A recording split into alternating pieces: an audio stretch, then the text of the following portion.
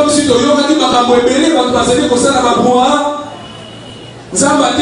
dit écoutez-moi. Il veut te parler ce matin. Il veut te rappeler à l'ordre. L'essentiel, c'est d'écouter la voix de Dieu. Alléluia. Koyoka nzambe nde eleki malamu. Petango ozali koyoka nzambe. Nyonso yo koyoka ofi koyoka nzambe lokola kiyungulu. Ozali koyungula nyonso ozali. Tu es en train d'étaliser tout ce que tu écoutes. Oh non.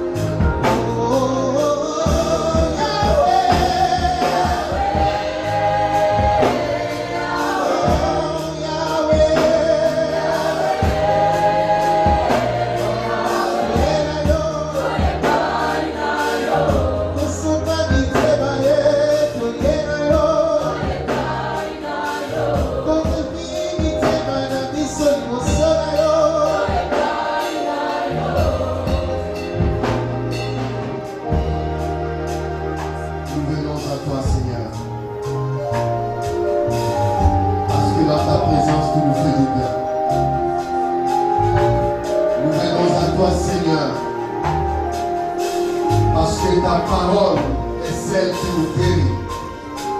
Ta parole est celle qui nous forme. Ta parole est celle qui nous corrige. Ta parole est celle qui nous délivre. Et nous venons à toi ce matin. Nous voulons écouter cette parole. Qu'elle trouve une place dans nos cœurs. Qu'elle trouve une place dans nos vies. Qu'elle accomplisse la mission que tu as destinée, Seigneur Dieu, ce matin. Et que la gloire ne révèle qu'à toi seul. Nous refusons tout ce qui peut empêcher cette parole de produire le fruit dans nos vies, dans les noms puissants de Jésus.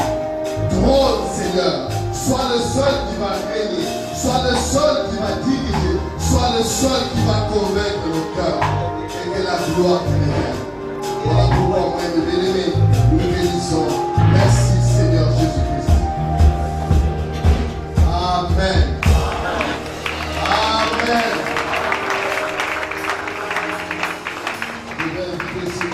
Nous allons lire deux passages. Le premier, c'est dans Matthieu chapitre 27, versets 3 et 6.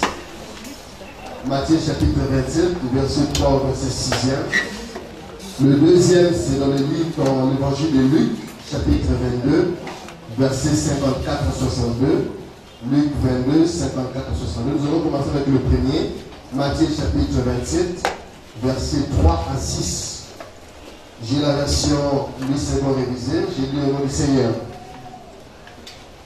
Alors Judas, qui l'avait livré, voyant qu'il était condamné, fut pris de remords et rapporta les 30 pièces d'argent aux sacrificateurs et aux anciens en disant: j'ai péché en livrant les sangs innocents.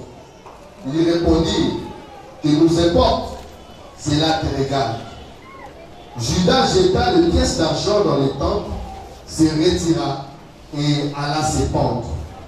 Les principaux sacrificateurs ramassèrent les pièces et dirent: il n'est pas permis de les remettre dans les trésors sacrés, puisque c'est le prix du sang. Parole du Seigneur. Nous allons lire le deuxième passage dans l'évangile de Luc, chapitre 22. Luc 22, versets 54 à 62. Luc chapitre 22, 54 à 62. Je lis au nom du Seigneur. Après s'être emparé de Jésus, ils l'emmenèrent et le conduisirent dans la maison des souverains sacrificateurs. Pierre suivait de loin. Ils allumèrent du feu au milieu de la cour et s'assirent. Pierre s'assit au milieu d'eux. Une servante qui les vit assis devant le feu les fixa et dit: cet homme était aussi avec lui. Mais il les nia en disant: femme, je ne les connais pas. Peu après, un autre les vit et dit: tu es aussi de ces gens-là. Et Pierre dit à l'homme: je n'en suis pas. Après un intervalle d'environ 1 heure, un autre encore insistait: certainement cet homme est aussi avec lui, car il est galiléen. Pierre répondit: toi, je ne sais pas ce que tu veux dire. Au même instant, comme il parlait encore, les coqs chanta. Le Seigneur se retourna et regarda Pierre. Et Pierre se souvint de la parole que le Seigneur lui avait dite: avant que les coqs chantent aujourd'hui, tu me régneras 3 fois. Il sortit et dehors, il pleura amèrement. Parole du Seigneur. Nous pouvons nous asseoir. Ce matin, le Seigneur m'a mis à cœur de partager autour du thème: le chèque, une fatalité ou une opportunité de grandeur.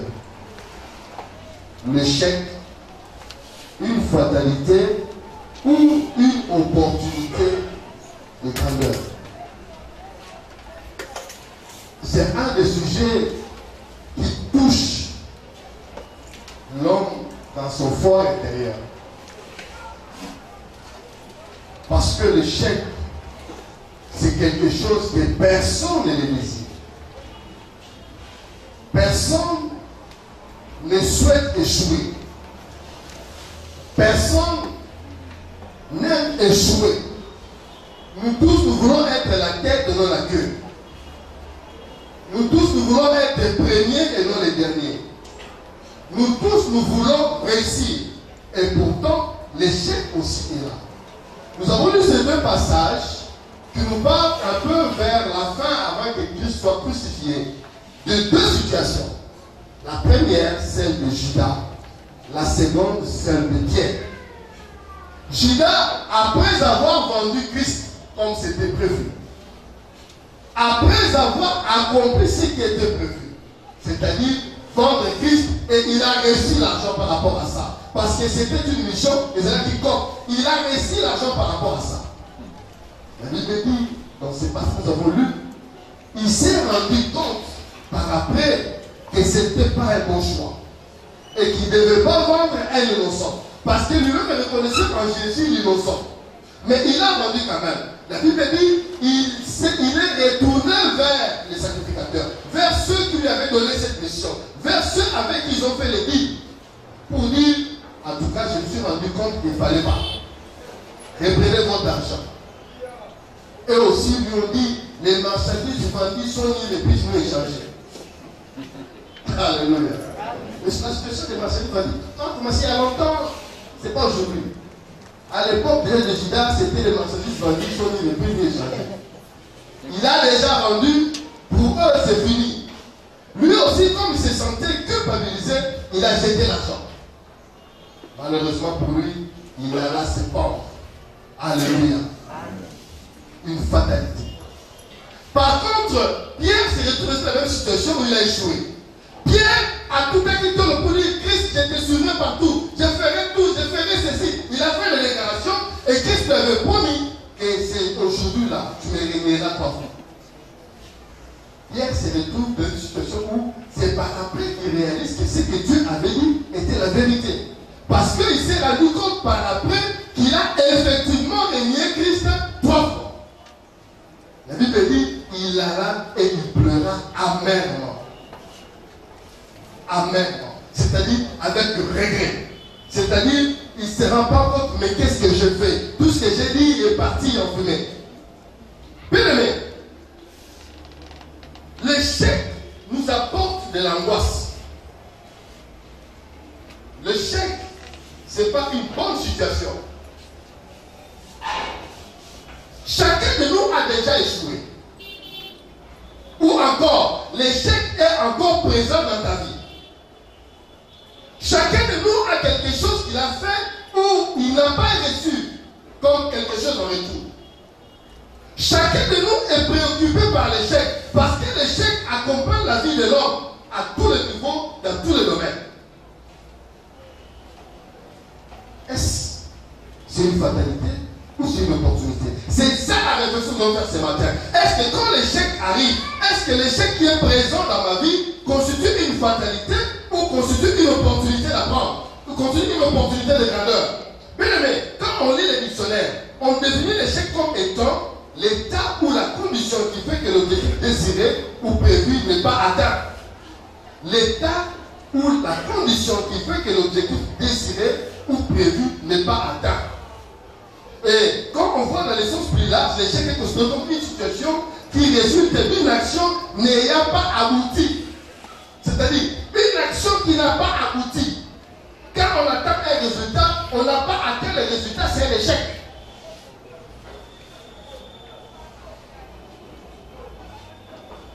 Nous sommes dans un monde où chacun de nous cherche à réussir. En tout cas, chacun de nous, à moins que dans ta tête, il y ait vice de procédure, il y ait résoudre l'échec, mais chacun de nous, quand il se lève le matin, il veut réussir sa journée. Chacun de nous, quand il va à l'école, il veut réussir cette étude. Chacun de nous, quand il travaille, il veut réussir. Chacun de nous veut réussir. Et pourtant, l'échec est là toujours. L'échec est présent. Quand tu planifies réussir, l'échec aussi planifie de venir là. Le problème, c'est que nous n'agissons pas de la même manière. Il y a de ceux qui, avec l'échec, se relèvent, et il y a de ceux, avec l'échec, qui s'engloutissent. Il y a des gens, quand on parle de l'échec, il a l'impression qu'il est tétanisé, qu'il est hiberné. Parce que pour lui, échouer, c'est-à-dire mourir. Tandis que d'autres aussi, au même moment, il estime que quand il échoue, c'est une occasion pour lui de faire quelque chose encore. Alléluia.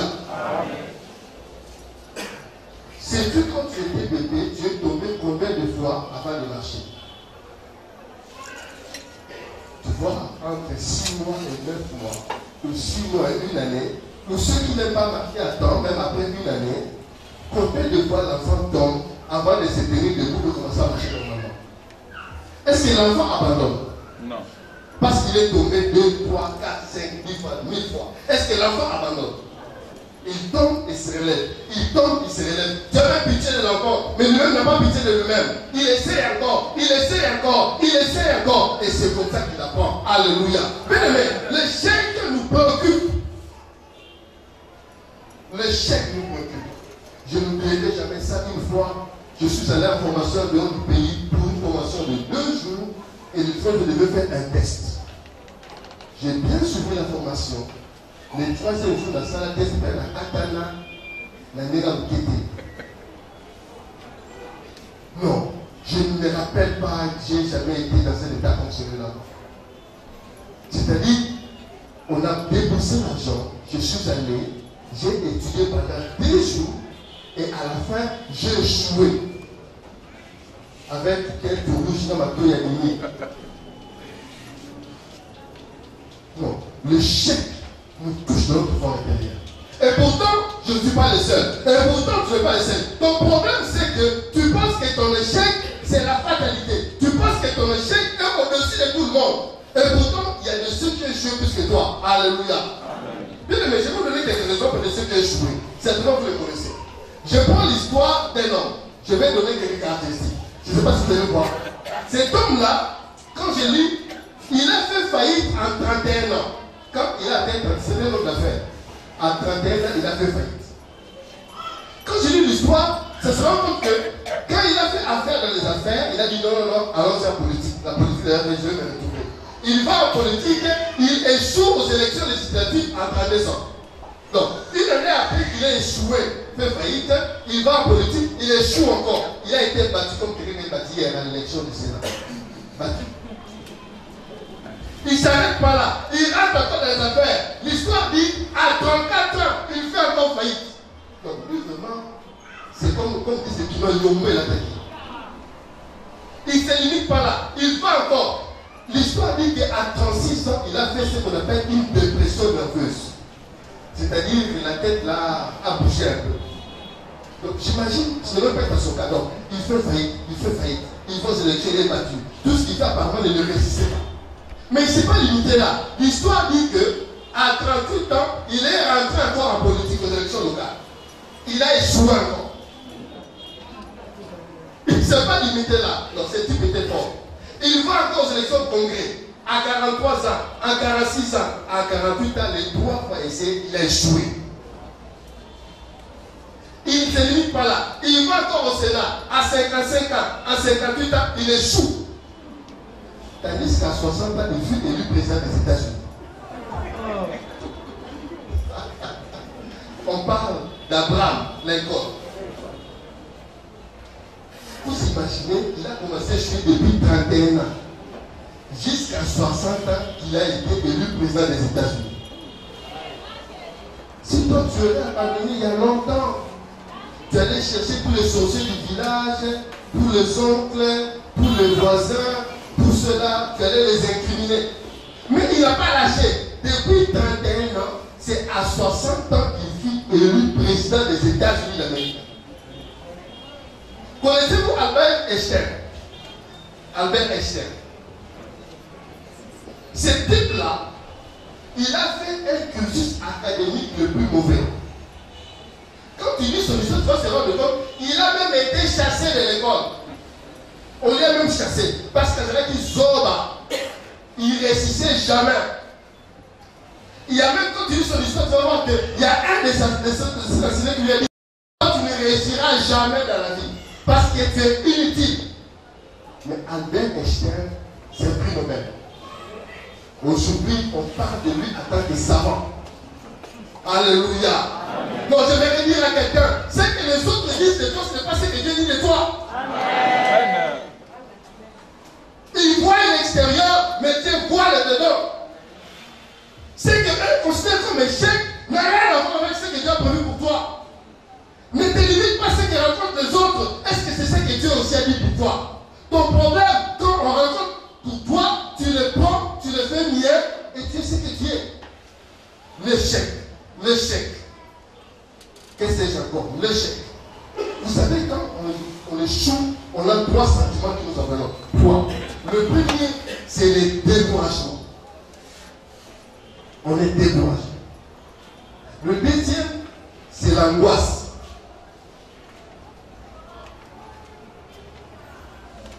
L'angoisse. Le troisième, c'est la perte de confiance de soi. Tu n'as plus confiance en toi-même. Il y a de ceux qui disent que n'ayez pas fait de ça. Je savais que je vais échouer.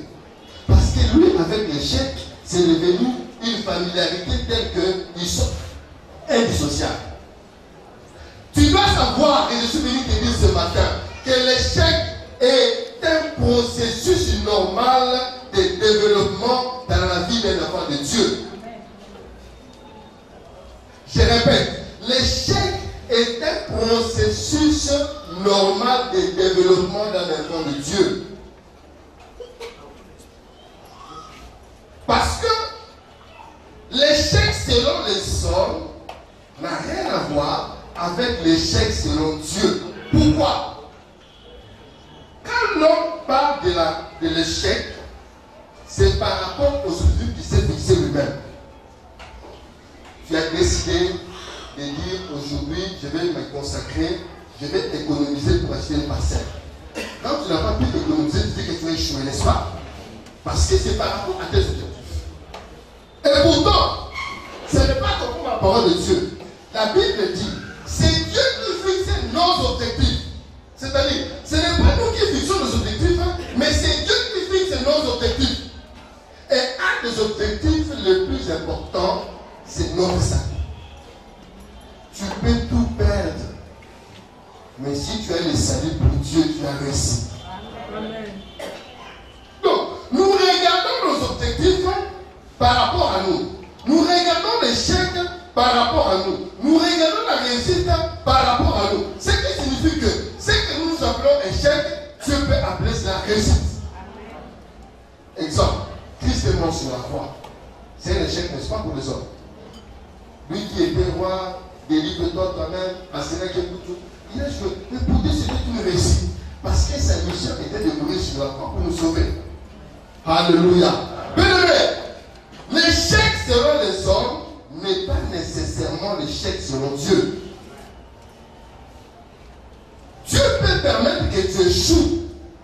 Toi, tu penses que c'est l'échec. Dieu dit que c'est la réussite. Parce que c'est le commencement d'une vie nouvelle. Alléluia. Pourquoi Dieu permet parfois les échecs? Je vais répondre à quelques questions pour ça. Pourquoi Dieu permet des échecs dans notre vie? Un des problèmes que nous avons en tant qu'enfants de Dieu, c'est que nous pensons que quand tu es enfant de Dieu, tu ne peux pas échouer.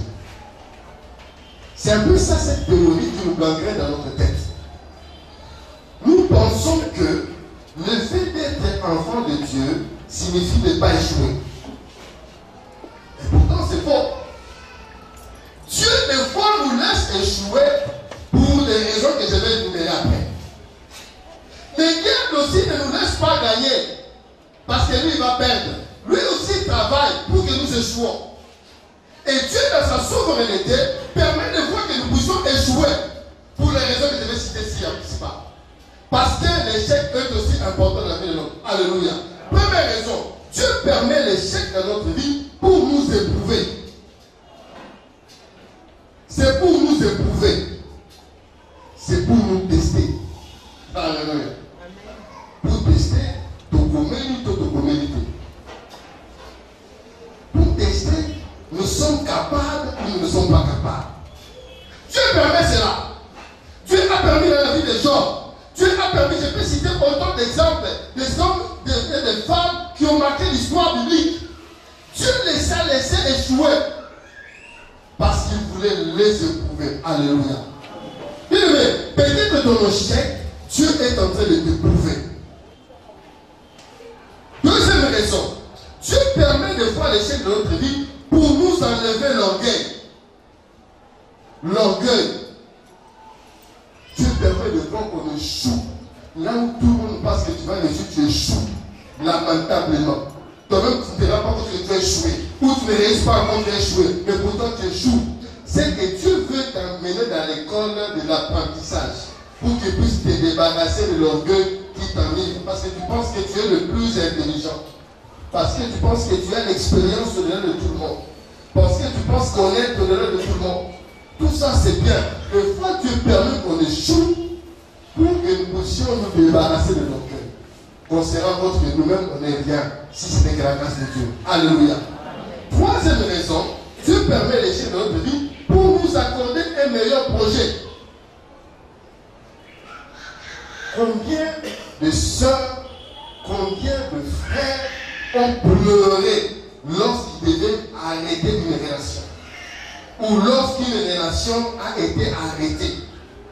Elle a pleuré, il a pleuré, mais Dieu voudrait arrêter là-bas pour lui ouvrir une grande porte beaucoup plus meilleure. Alléluia.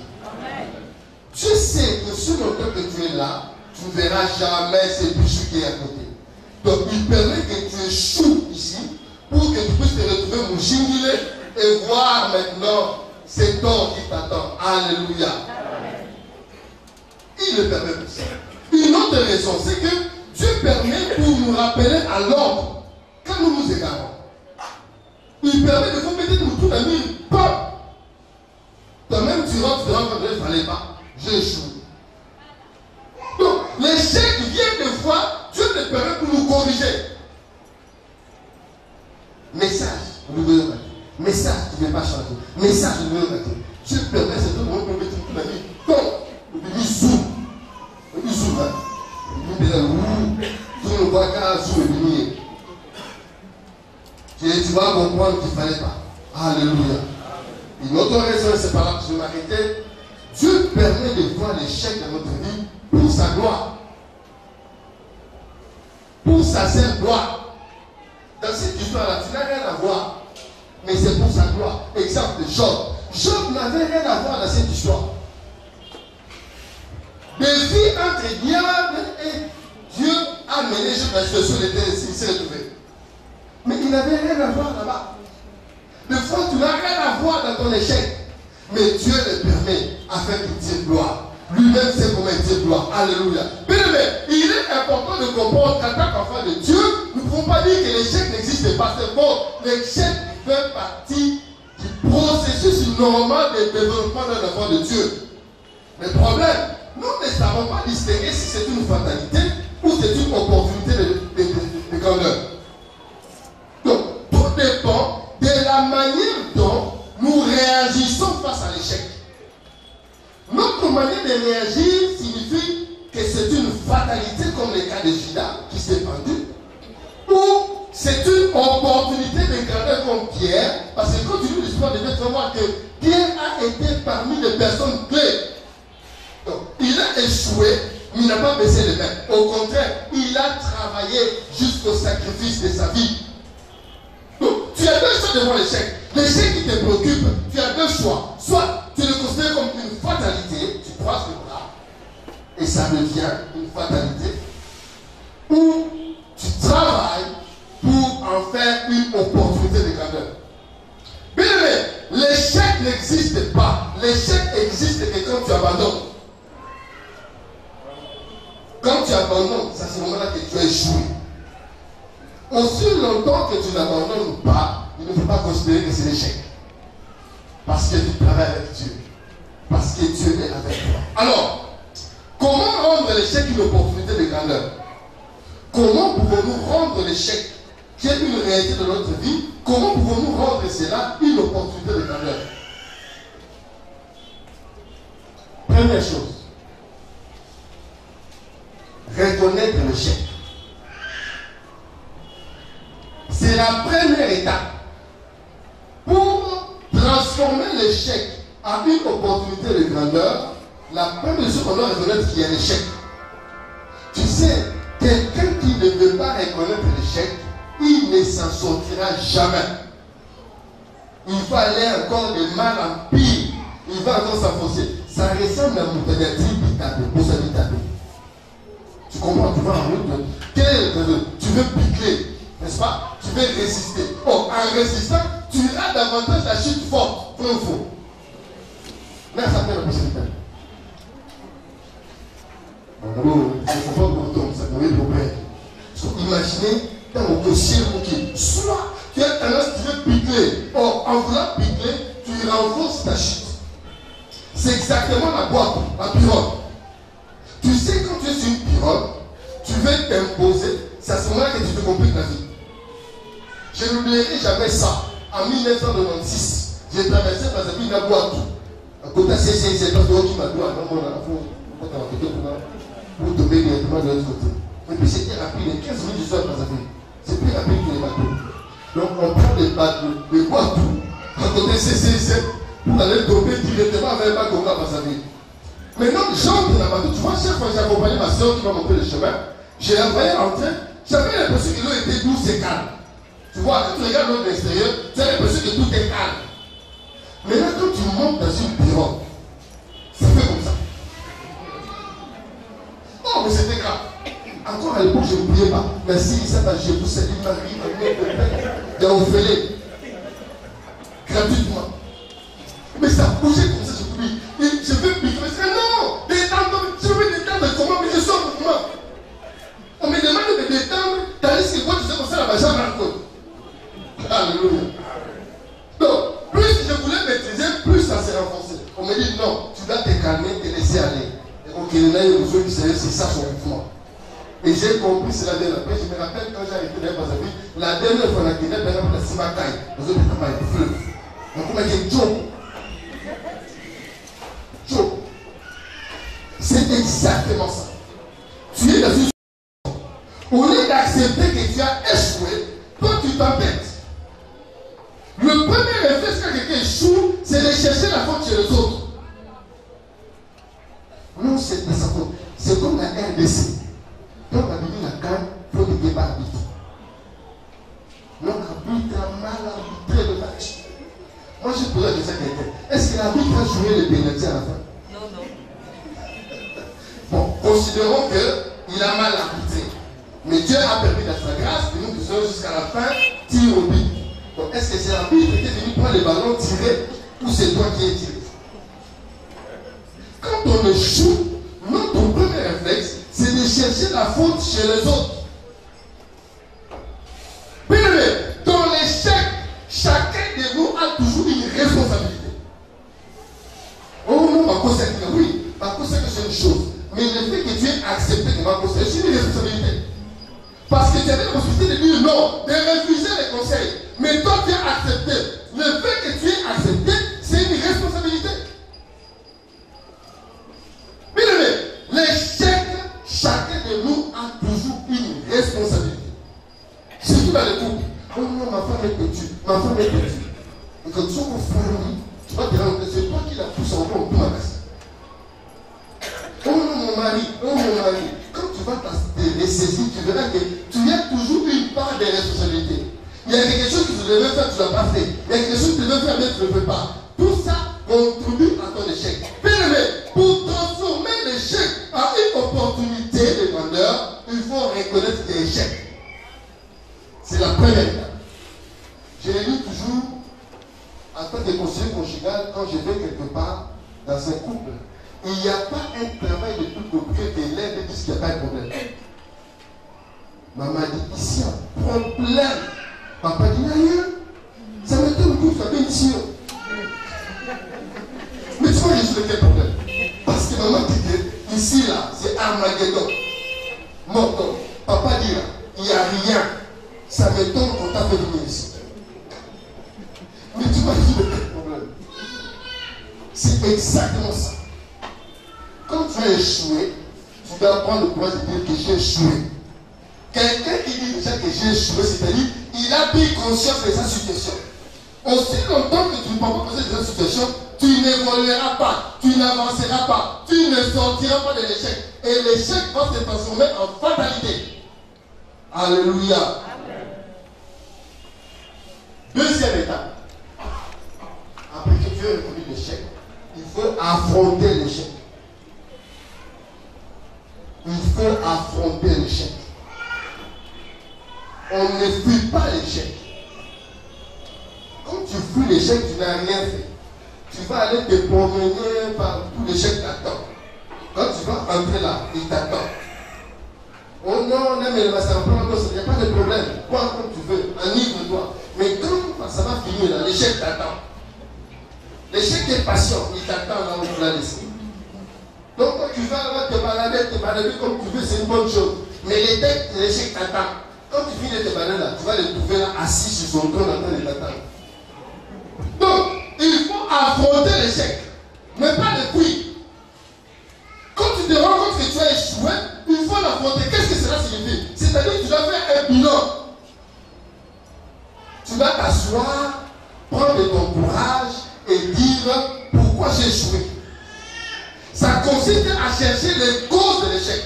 Non pas à mettre la faute sur les autres, c'est par rapport à toi-même. Qu'est-ce qui t'a poussé à échouer? Quelqu'un qui ne découvre pas les causes de l'échec, c'est quelqu'un qui continuera à échouer au même moment, au même endroit, avec la même chose. Alléluia. Tu dois faire un état des lieux. Analyser ça bien. Au milieu d'un tuyau, tu t'assois toi-même seul, tu commences à analyser. Est-ce que 1, je l'ai bien fait? Est-ce que 2, je l'ai bien fait? Est-ce que 3, je l'ai bien fait? Tu analyses calmement ta situation pour dire où est-ce que tu as échoué. C'est des choses que nous n'avons pas beaucoup faire. Nous avons beaucoup parlé, beaucoup circulé, mais on a moins de temps pour s'évaluer. S'asseoir, voir est-ce que j'avance, pourquoi j'ai échoué, qu'est-ce que je peux faire mieux, qu'est-ce que je dois améliorer, qu'est-ce que je dois changer. Nous avons l'impression que la vie est une routine, et pourtant ce n'est pas vrai. Ça change, ça évolue. Faire un bilan. Affronter l'échec, c'est aussi prendre le temps pour prier. Dire la vérité à Dieu. Seigneur, dans cette situation ici, je connais quelque chose. Il ne faut pas faire comme Nalfa et Mango. Mango veut t'acquiser, Mango dit, le juge, mon sénéchiste dans cette histoire, il y a un individu de Ramesh, avocat de Kaboui. Ça ne doit pas être le cas. C'est-à-dire, tu dois voir quelles sont les causes. Qu'est-ce qui t'a poussé à échouer? Pourquoi tu as échoué?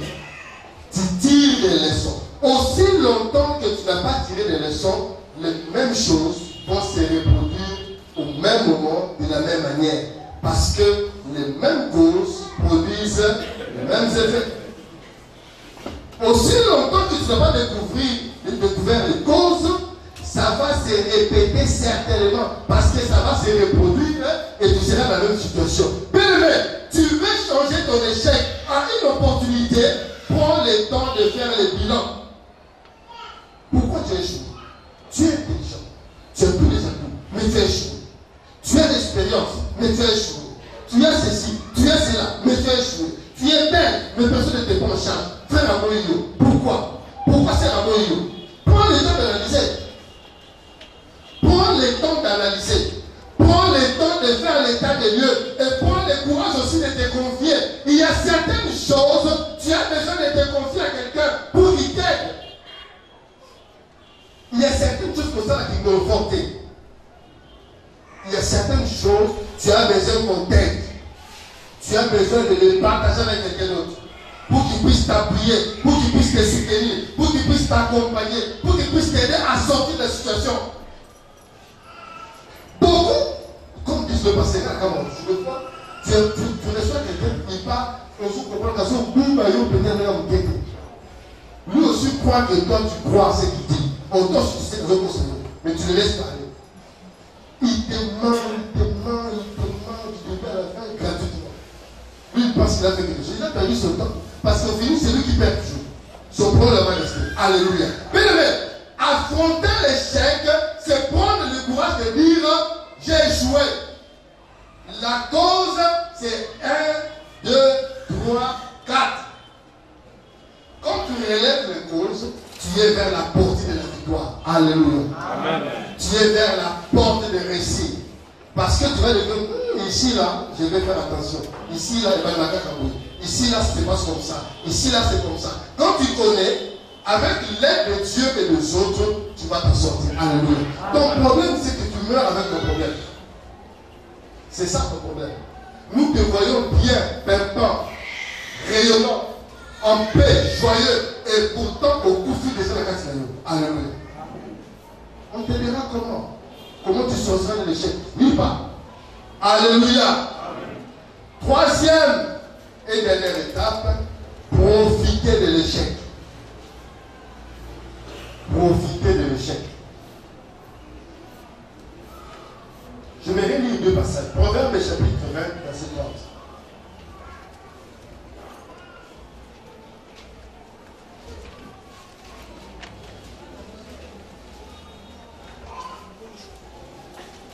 Proverbe 20, verset 30. Il est écrit ceci. Les plaies d'une blessure sont un remède pour le mal. De même, les coups au fond de tes entrailles te sauvent.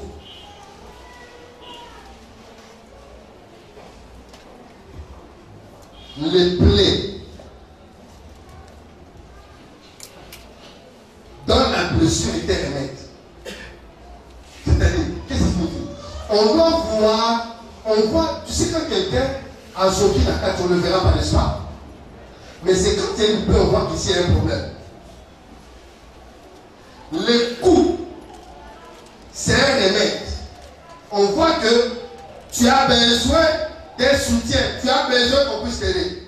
Je vais comprendre ça. Philippiens 3, 13. Philippiens chapitre 3, verset 13. Frère, pour moi-même, je n'estime pas encore avoir saisi le prix. Mais j'ai fait une chose, oubliant ce qui est en arrière et tendant vers ce qui est en avant. Quand on dit profiter de cette vie, tu dois reconnaître qu'il y a un échec. Tu dois affronter, faire le bilan et oublier pour regarder maintenant devant toi. Beaucoup d'entre nous s'accrochent à leurs échecs. Beaucoup d'entre nous s'accrochent à la vie du passé. Au lieu de préparer le futur et passent leur temps à quelque chose qui est passé. Alléluia.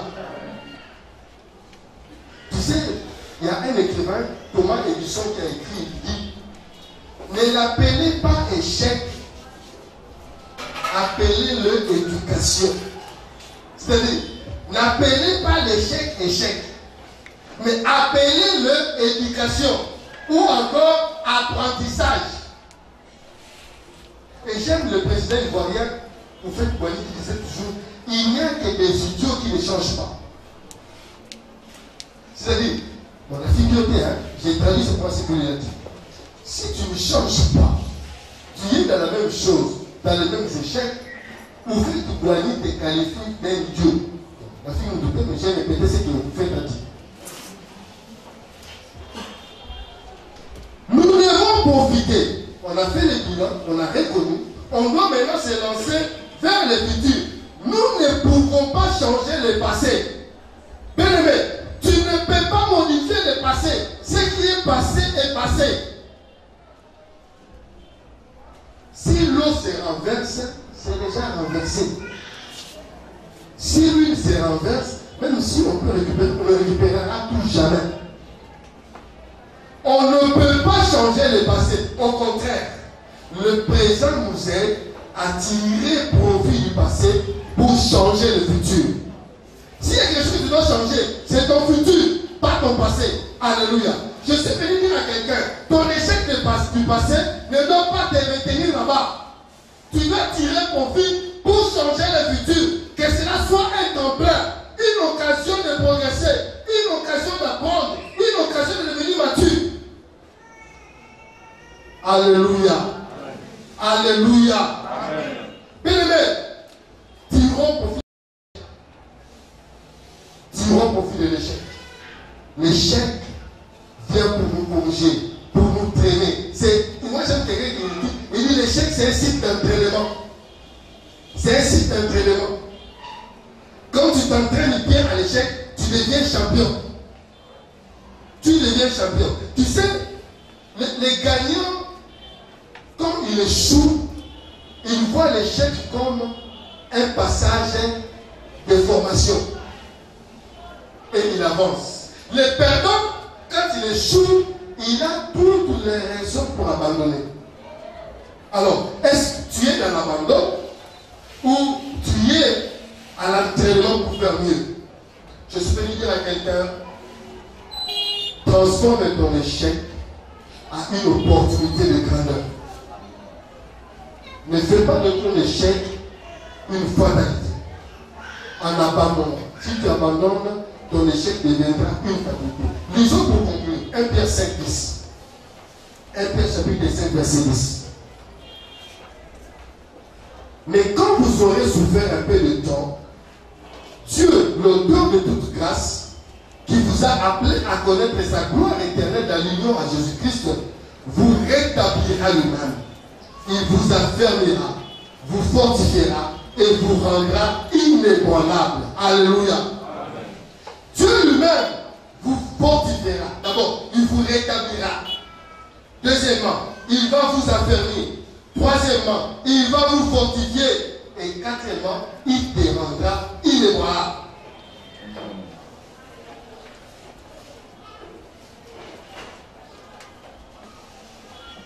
Ton échec n'est pas plus grand que Jésus-Christ. Ton échec n'est pas plus grand que l'identité que tu as d'enfant de Dieu. L'identité que tu as d'enfant de Dieu est plus grande que ton échec. Ne te laisse pas définir par rapport à ton échec. Laisse-toi définir par rapport à ton identité. Considère l'échec là que tu connais, qui te produit, qui te ronge. Fais de cet échec une opportunité de grandeur, afin que tout le monde se donne. Alléluia. Ceux qui avaient de bouche ouverte pour nos conséquences, que ça se transforme en bouche d'étonnement, parce qu'ils verront la gloire de Dieu dans ta vie. L'échec, Dieu veut nous faire passer dans son école. C'est un processus pour un leader. Est-ce qu'il y a des leaders ce matin parmi nous? Est-ce qu'il y a des ballons ce matin? Est-ce qu'il y a quelqu'un qui veut transformer son échec à une opportunité de grandeur? Quel est ton échec? Je ne le sais pas. Je ne sais pas sur mon échec. Qu'est-ce qui te ronge? Pourquoi l'échec te pousse à abandonner? Pourquoi l'échec prend place dans ta vie? Pourquoi laisses-tu l'échec t'envelopper? Au lieu de tirer profit de ton échec pour apprendre davantage. Moi, je dis toujours à Dieu, j'ai béni Dieu qui m'ait permis d'avoir une jeunesse agitée. Ça m'a permis, quand je suis sorti de comprendre du groupe, il n'y a rien dedans. Parce que j'étais là-bas, je n'ai rien trouvé. Alléluia. Donc, j'ai transformé mon échec de jeunesse à une opportunité d'apprendre. J'ai tiré profit. Je sais que ça, je ne pourrai jamais le faire. Parce qu'il n'y a rien dedans. C'est l'homme qui a perdu, il n'y a rien dedans. Alléluia. Mais vous me priez. Je voudrais que chacun dise à mon Seigneur. Je voudrais que tu cites ton échec là que toi tu considères. Ça peut être un échec spirituel. Tu n'arrives jamais à faire quelque chose. Tu n'arrives jamais à t'engager. Tu n'arrives jamais à être sérieux. Tu n'arrives jamais. Quel est ton échec? Je voudrais que chacun de nous présente son échec à Dieu. Que chacun dise à Dieu, Seigneur, voici mon échec. Je voudrais que cet échec soit transformé à une opportunité de grandeur. Je voudrais que cet échec soit un tremplin qui me permettra de vérifier et de vivre davantage ta grandeur. Nous allons lever tous et que chacun de nous prie devant le Seigneur. Je ne connais pas ton échec, tu ne connais pas mon échec, mais Dieu t'accorde la possibilité ce matin de nous présenter ce que toi tu appelles l'échec, afin que nous disions si c'est un échec ou c'est une réussite. Et le Seigneur, prions le Seigneur.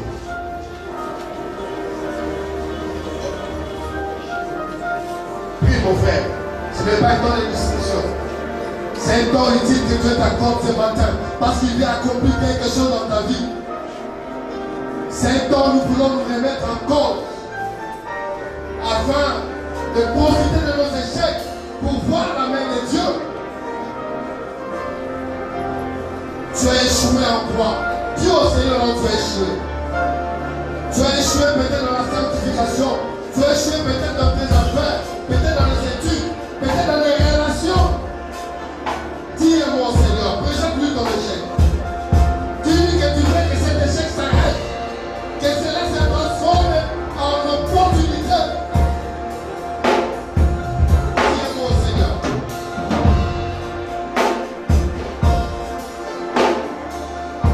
Oh Jésus. La vie est